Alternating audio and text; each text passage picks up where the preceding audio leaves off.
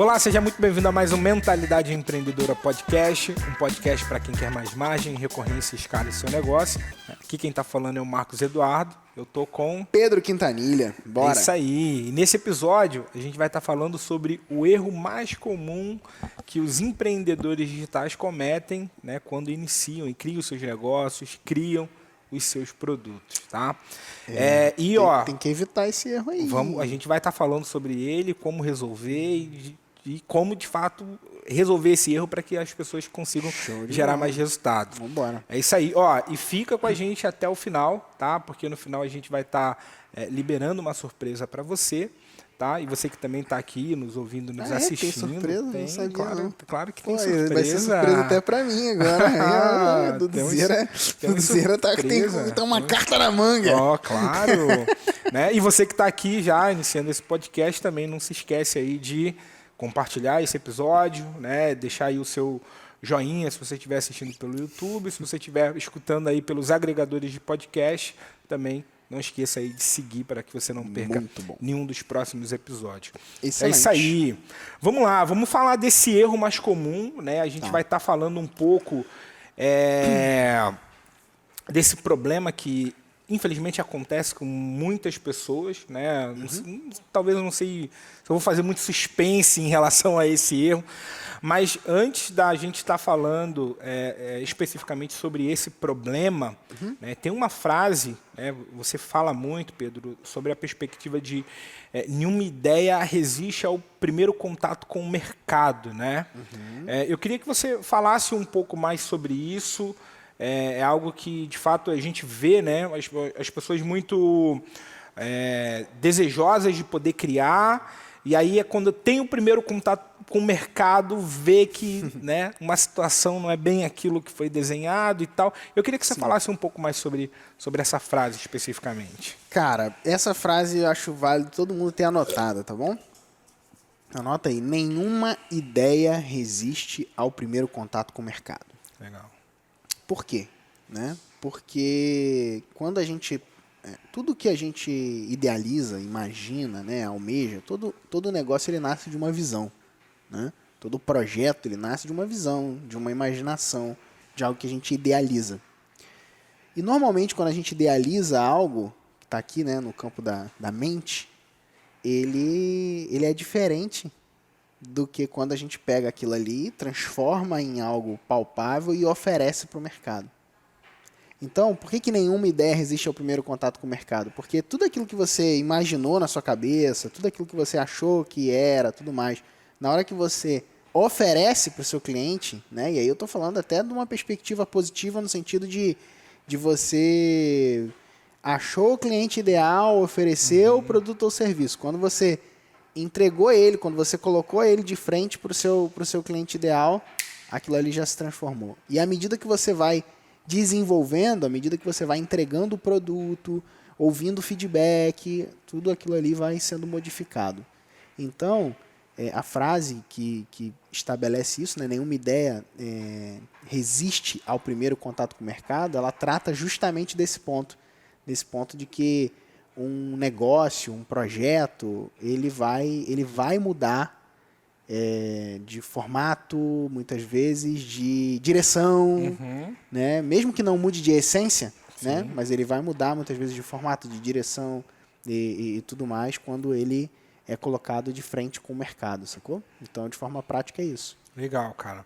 E isso está ligado a esse erro comum, né, que acontece, né, a gente vai estar falando sobre ele, que é achar que o que você sabe, né, é o suficiente, né? E está ligado a uma perspectiva de validação, né? Acho que ter essa mentalidade de buscar validar, né, buscar ter essa resposta, né, na nossa experiência, a gente vê que é muito mais eficaz para a jornada do empreendedor. O que acontece muitas vezes, cara, é que as pessoas elas se apaixonam pelas suas ideias, né? Porque lembra quando você até eu vou dar o contexto aqui pra galera, né? Tá bom. Duduzeira, ele me criticava, né, de forma positiva, né? Porque eu costumava chamar as coisas das pessoas de troço. Você lembra disso? Lembro. Que eu falava assim, cara, pega esse troço aí, não sei o que e tal. Pô, faz esse troço direito aí, não sei o que lá, né? E eu me referia muitas vezes, né, com a palavra troço, para falar sobre o produto ou serviço de alguém. E o Dudu, ele sempre me corrigia. Falava, cara, para com isso, cara. Para de falar isso, de chamar de troço e tal. Eu entendo que você não está falando por mal, mas as pessoas, às vezes, na hora que você está falando isso, ela pode levar a mal. Por quê? Porque aquilo lá, você lembra que você falava? Cara, é um projeto dela, é algo que ela colocou emoção, que ela colocou coração, que ela idealizou, que ela pensou, que ela sonhou com aquilo. E aí você chega e fala, pô, irmão, faz esse troço aí, não sei o que, não sei o que lá.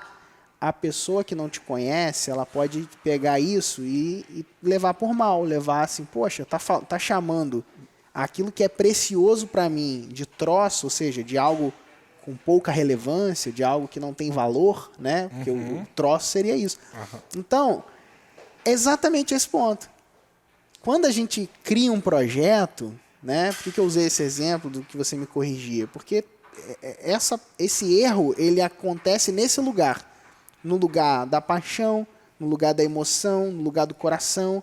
A gente pega o nosso projeto, a gente começa a sonhar com ele, pô, vai ser assim, vai ser assado, e eu vou jogar desse jeito e tal, e eu vou colocar ele assim, e as pessoas vão receber de tal forma, não sei o que lá, tarará, tarará. E de repente você percebe que não, de repente você oferece o produto e você recebe uma negativa do mercado, você recebe, chega alguém e fala assim, cara, isso é uma bosta.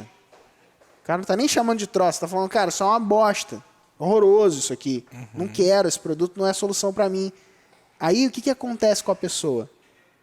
Normalmente ela vai fazer o quê? Alguns, né, vão tomar aquilo ali e vão falar, poxa, por que isso está sendo recebido dessa forma? Preciso melhorar. Outros vão ficar magoados, né? Real, magoado, não sei o quê. Outros vão se fechar, vão falar, tá todo mundo errado, ninguém entende, não sei o quê, entendeu?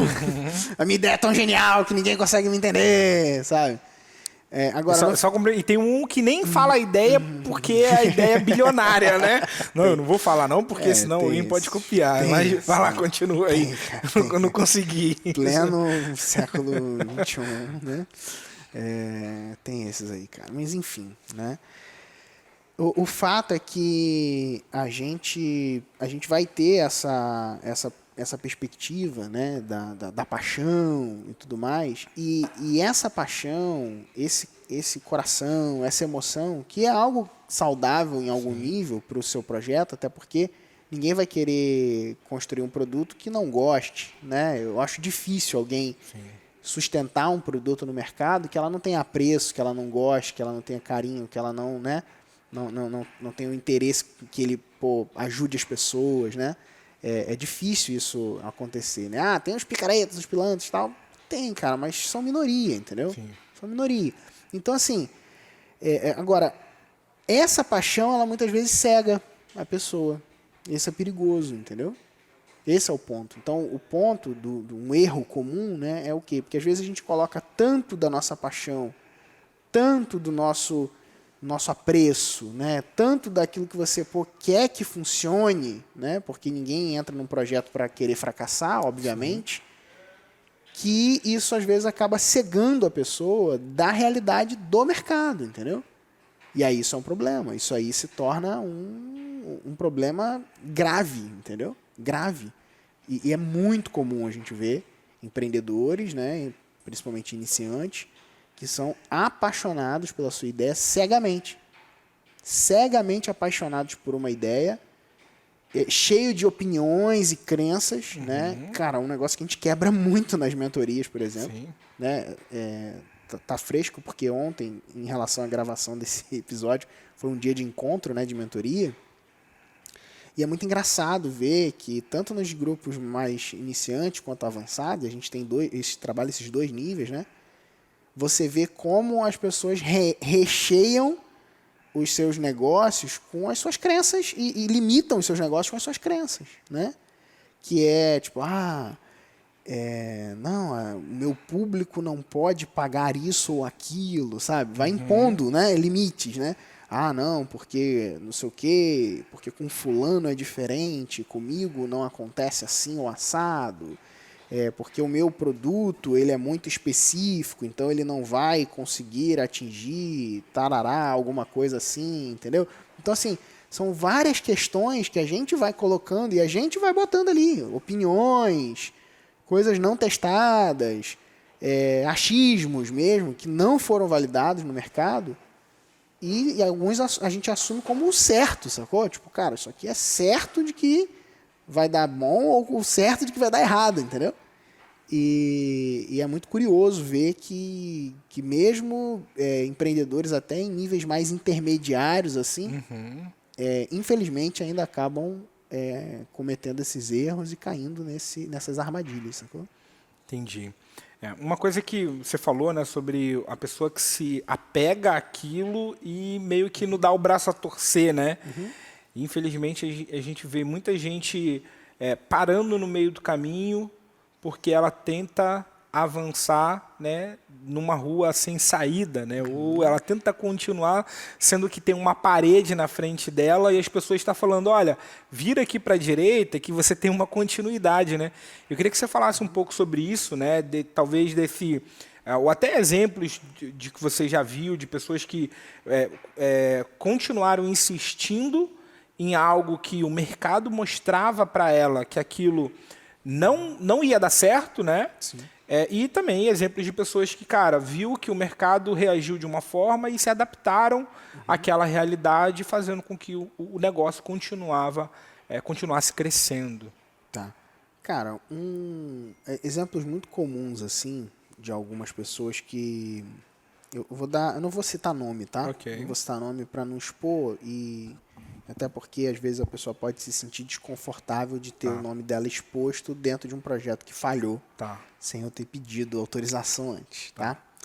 Mas eu vou citar alguns projetos que, a título de exemplo aqui, né? É muito comum, por exemplo, em alguns perfis específicos de clientes, vou dar alguns exemplos aqui.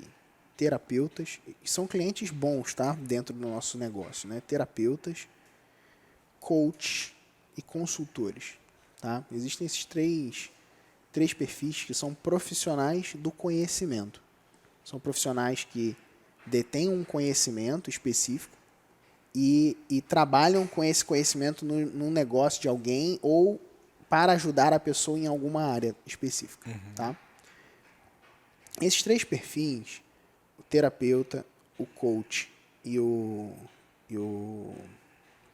consultor, eles normalmente são profissionais que detêm muito conhecimento. São pessoas que se esmeram e que crescem tecnicamente de forma profunda. Ou seja, eles se dedicam, eles estudam, eles mergulham, eles leem livros, eles fazem cursos, eles fazem formações, eles se especializam, tá? Então estou falando aqui de pessoas sérias, não estou falando de charlatões, estou falando de gente empenhada mesmo em ser o melhor naquela área que ela escolheu.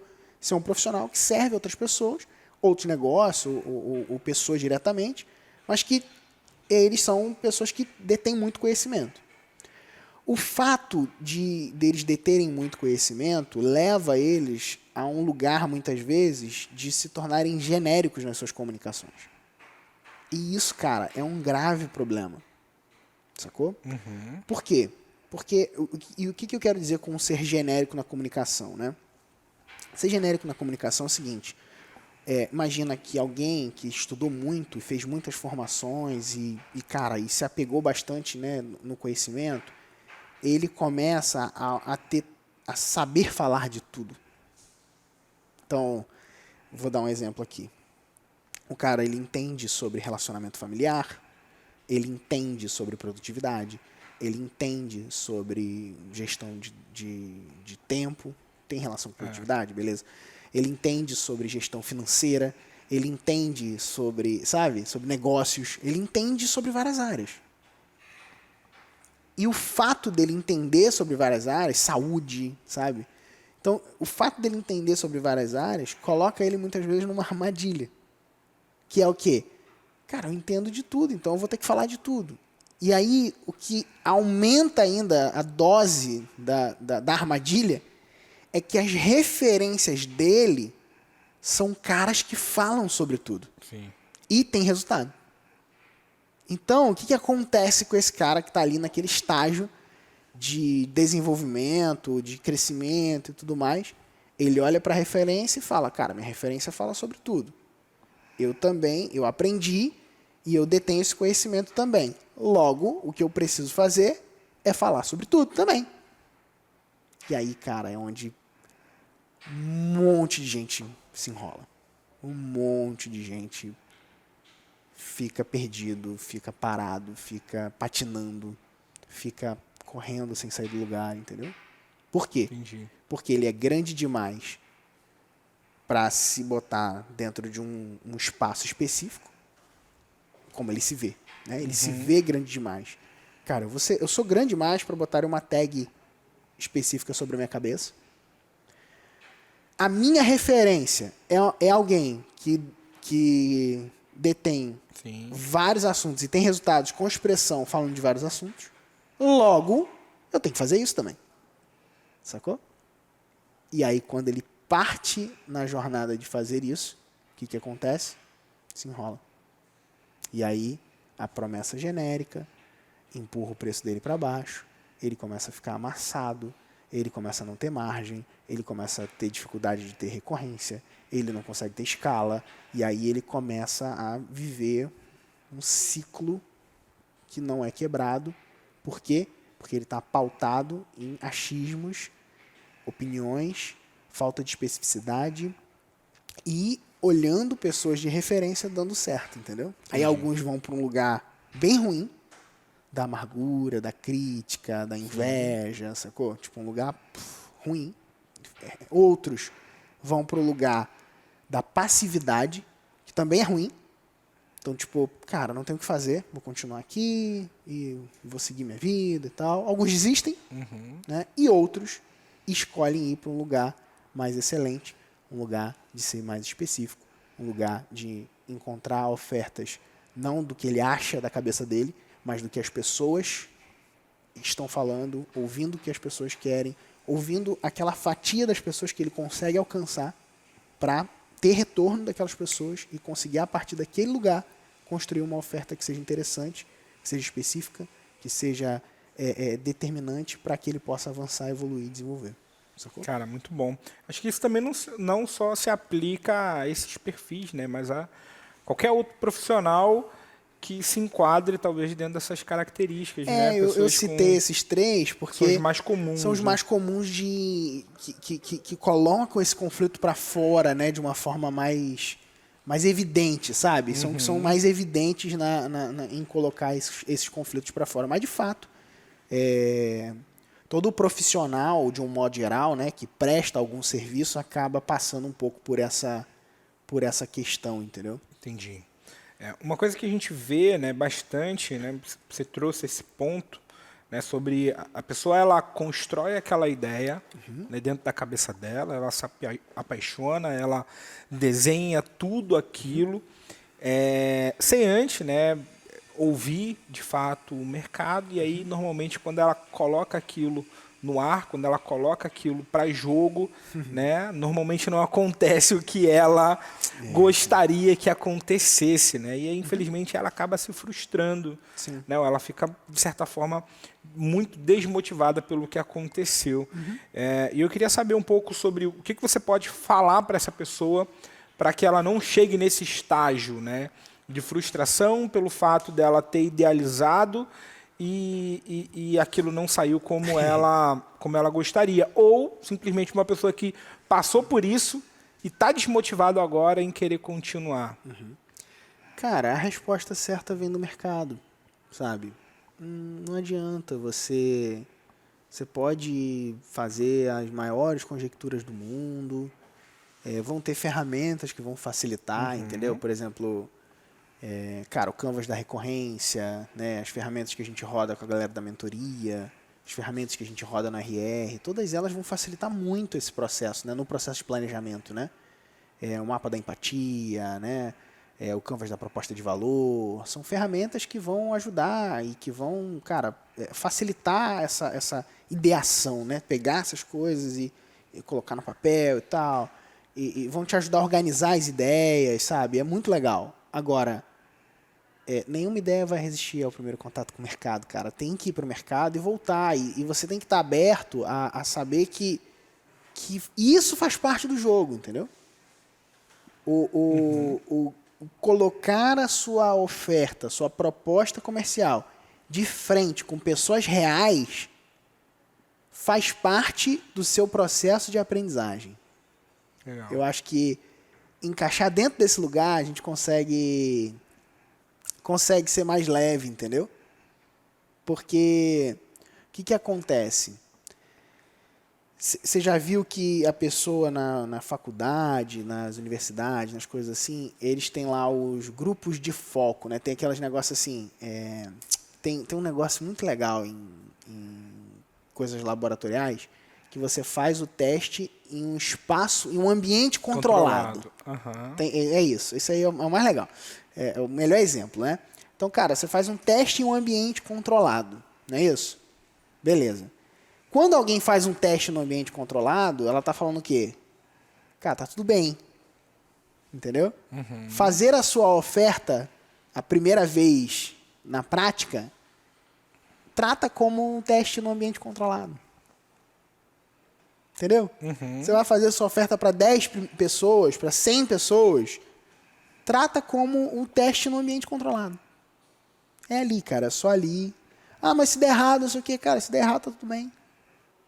Deu errado ali, 10 pessoas e tal. Ah, mas e se eu vender e depois não quiser entregar? Cara, você reembolsa a pessoa. Foi um teste. Trata leve, entendeu? Trata leve. Porque o que acontece? Às vezes a pessoa, ela trata aquele primeiro projeto dela como se fosse assim, caraca, só posso fazer esse, acabou, se eu errar, ferrou, acabou minha vida, entendeu? Uhum. E não, cara. A real é que não, entendeu? Ah, mas como é que eu vou fazer e depois eu vou entregar e eu tenho que entregar um bom produto? Claro que você tem que entregar um bom produto. Isso é inegociável. E você não está disposto a entregar, inclusive a mais. Entende? Uhum. Eu gosto muito, cara, desse primeiro passo, sabe? Do primeiro produto, do primeiro projeto. Por quê? Porque normalmente a gente entrega muito mais. Sim. Sabe? Os primeiros, eles são sempre muito privilegiados.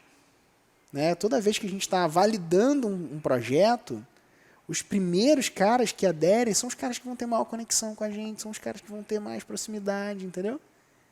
E com você é a mesma coisa. Sim. Não é diferente. Tá? Muito bom você ter falado sobre a perspectiva da oferta. Uma coisa que acontece, né, e a gente já, né, fez alguns testes, por exemplo, com alguns clientes, né, que é o seguinte, né, a pessoa, num bate-papo mesmo, você chega para a pessoa e fala assim, cara, me vende o seu produto, né? Uhum. E a pessoa às vezes não consegue. Cara. Ela trava, né? E aí, pelo menos a percepção que eu tenho, às vezes ela foi sempre naquela perspectiva de as pessoas indicam para ela, né? Uhum. Ou o cliente no individual sempre vinha, oi fulana, fulana me indicou você e tal, né? Uhum. Então a pessoa tinha que simplesmente não desvender o serviço, né? Porque já vendiam para ela e ela recebia, de certa forma, o cliente ali no colo. E aí quando a gente vai para o digital, né, que você, de certa forma, você precisa estar convencendo a pessoa e comunicar que o seu produto ele é melhor frente aos outros, né? E se você não tem isso muito claro, você se embola, né? E aí eu queria que você falasse um pouco disso, a importância que isso tem, né, que está ligado ao que você falou sobre, olha, pega um grupo controlado, né, e oferece. Daqui a pouco você cria, né, e está nesse processo de validação de, olha, eu falo o que as pessoas, como elas reagiram, né? Como que eu posso ajustar para poder comunicar isso melhor. Sim. Então eu queria que você falasse um pouco disso e a importância que isso tem para um negócio de sucesso também. Sim. Cara, o processo comercial ele vai passar por 3 etapas, basicamente, né? Me conheça, goste de mim, compre de mim. Uhum. Então, se a gente for pensar assim dentro de uma estrutura, né? É importante que as pessoas passem a te conhecer. E aí te conhecer passa por conhecer teu produto ou teu serviço, identificar se isso é ou não solução para elas. Em sendo solução, avança, né? Cara, gostei do projeto, né? Me interesso, faz sentido, é algo que eu quero esse negócio, né? E depois vem a etapa do comprar efetivamente, né, cara? As condições financeiras e tudo mais para esse desenvolvimento. O que eu vejo, cara? Eu vejo que às vezes a gente complica demais essas coisas, sabe? É algo que, cara, é simples desse jeito como eu tô falando para vocês, sabe? Tipo, é um processo onde você desenha a tua proposta comercial, leva ela para pessoas, essas pessoas vão sintonizar ou não com aquilo que você tem. Então, a gente tem basicamente 2 etapas aqui, né? Que a gente chama de validação do problema e validação da solução. O que seria a validação do problema? Validação do problema é identificar se aquele problema que você diz que resolve, ele é resolvido de fato, ou ele é um problema de fato do mercado. Então, essa é a mais simples, né? Se você tem concorrentes, já está resolvido, você já está com o problema validado. Se eu tenho um produto que eu ofereço, eu tenho concorrente, problema validado, já existe um problema. Então eu não estou viajando na maionese ali em relação ao problema. Agora vem a segunda etapa, que é a validação da solução, que é o quê? É identificação se aquela solução que eu proponho é, de fato, a solução ideal para aquela pessoa.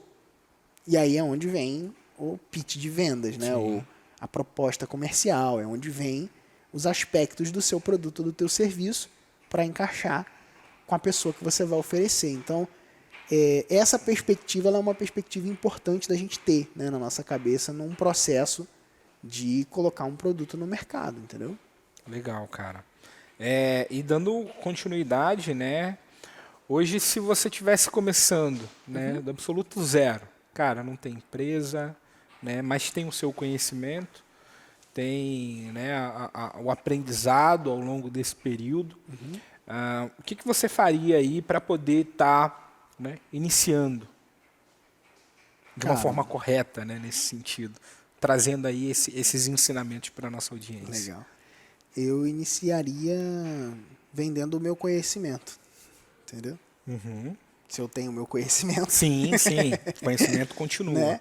Se eu tenho o meu conhecimento, eu iniciaria empacotando esse meu conhecimento em um formato de entrega que de preferência fosse ao vivo. Ok. E que eu pudesse entregar online sem limites, sabe?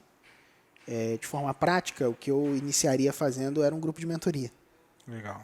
Eu iniciaria dessa forma, criando um grupo de mentoria, um grupo onde eu ensino o meu conhecimento, eu divido o meu conhecimento com pessoas que, de alguma forma, tenham interesse em adquirir aquela expertise, aquele conhecimento que eu tenho, e em um grupo fechado de algumas pessoas, onde eu pudesse ter um trato pessoal mais próximo e tudo mais, e que pudesse ter uma escala futura, sacou? Legal. É assim que eu trabalharia. Cara, muito bom. Muito bom, tá aí. O caminho claro, né? Logicamente, ouvindo a audiência, né? Fazendo todo esse processo de validação, mas um caminho claro aí para você, né? Que ainda não decidiu, né? O que fazer ou como fazer. Então, já tem aí uma recomendação sobre, né, o que o Pedro faria. Então, já está aí com o caminho, tá? E para a gente estar finalizando, cara, eu queria que você deixasse aí um recado, tá? Um direcionamento para essa pessoa, sabendo que ela está nesse desafio, né?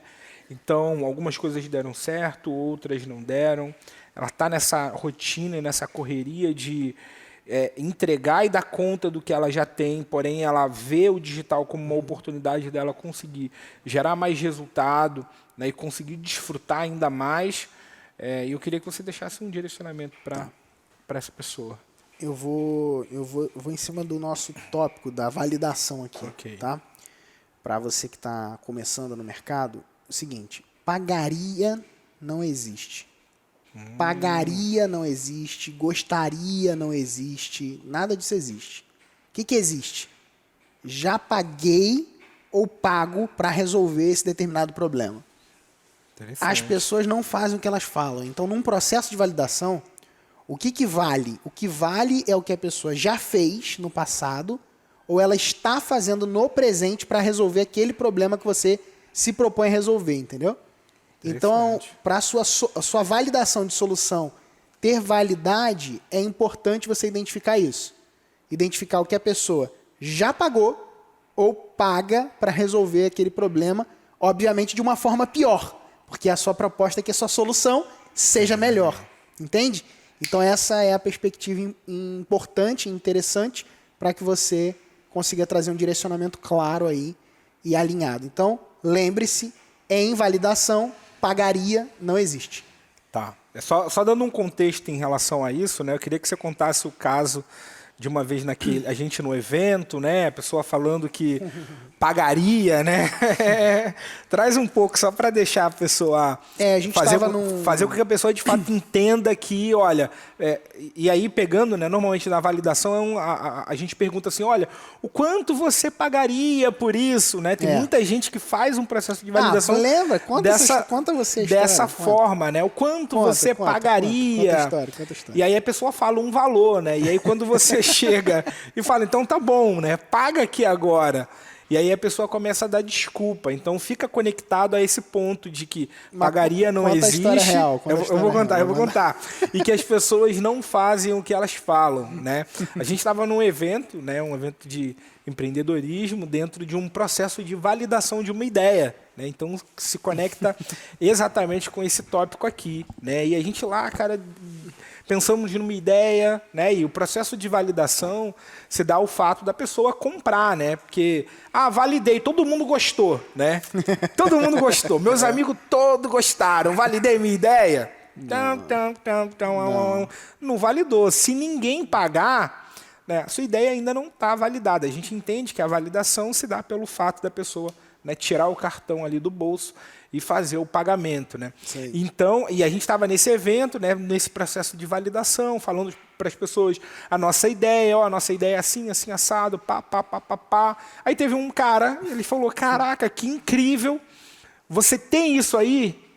Ó, se você tiver, eu quero, tá? E na época ele falou que ia pagar, se eu não me engano, R$5.000. Ele falou, R$5.000, cara, eu quero esse negócio.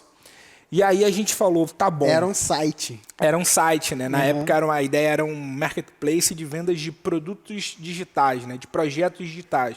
A pessoa poderia comprar um projeto já pronto, né? Um produto, um software. E aí o cara, beleza. Aí a gente foi para a nossa rede de contatos, né? Falando, cara, você quer vender, você tem um projeto, quer vender. Resumo da história, né? A gente conseguiu um projeto que estava alinhado ao que o cara disse que queria e que pagaria os 5 mil. A gente voltou nele e falou, cara, conseguimos aqui, vamos lá, vamos concretizar aqui o negócio. Aí começou, né? Não, mas aí começa a gaguejar, né? E aí no final a gente identificou que de fato aquilo ainda não estava validado, entendeu? Então, né, a gente vê muita gente, infelizmente, se frustrando. Por quê? Porque as pessoas elas falam, mas ela não faz, né, o que elas falam. E às vezes a gente fica muito, talvez até de forma ingênua mesmo, né, acreditando, porque os seus amigos, né, normalmente, dificilmente o cara vai mandar real para você, entendeu? Cara, isso aqui não vai para frente, eu não pago por um negócio desse, né? A pessoa vai falar assim, não, poxa, que legal a sua ideia, né?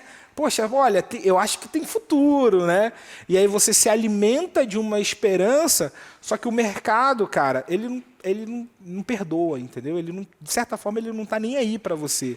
Se o que você faz não faz sentido para ele te ignora. Então, fica aí de aprendizado para que você consiga aí sempre estar validando e sempre andando da forma de como o mercado responde para você. É isso. Muito bom. E pra gente estar finalizando... qual é a surpresa, cara? Olha, a gente vai estar falando sobre essa surpresa. A gente vai estar falando sobre essa surpresa. A surpresa é o seguinte, a gente está liberando algumas vagas de uns nossos consultores para estar fazendo uma reunião, tá, específica para você que tem uma ideia, né, ou que você já tem até um produto, mas quer escalar. Tem que limitar isso aí, né, cara? Tem que limitar. Vai ser todo mundo assim? Vai poder entrar? Então, é porque as vagas lá já é limitada pelo tempo. Tá. Então, pode ser que, a partir do momento quando você entre lá no site, ele já não tenha vaga disponível, porque a gente está rodando campanha, a gente tem vídeos, né, podcasts e outras coisas rodando que jogam basicamente para esse fluxo. Tá? Mas o que eu quero deixar eu vou deixar disponível, você entra lá no link da bio, né, do @PHMQuintanilha, tem um link lá, faz o seu cadastro, verifica se tem alguns horários disponíveis para você conseguir fazer essa reunião, tá, e fazer o seu agendamento. Tá? Porque o consultor ele vai trazer um planejamento para você sobre, né, a visão dele, sobre a tua ideia, né, caso você já tenha a ideia, qual é o melhor tipo de produto que você pode desenvolver de acordo com o teu objetivo financeiro, ou se você já tem um produto também, um plano de escala para que você almeje aí os seus 21 mil recorrentes, né? A partir dos seus 21 mil recorrentes. Show Tá? de bola. Então, eu quis deixar aí esse presente para a galera que está aí nos ouvindo ou nos assistindo aqui no podcast. Tá bom? E se você já está aqui até agora, se você estiver assistindo pelo YouTube, não se esqueça de deixar aí o seu joinha, tá? Também não se esquece de se inscrever no canal. Se você estiver escutando pelos agregadores de podcast também, não se esquece de seguir para que você não perca nenhum dos próximos episódios. É isso aí. Um grande abraço e até o próximo episódio. Valeu.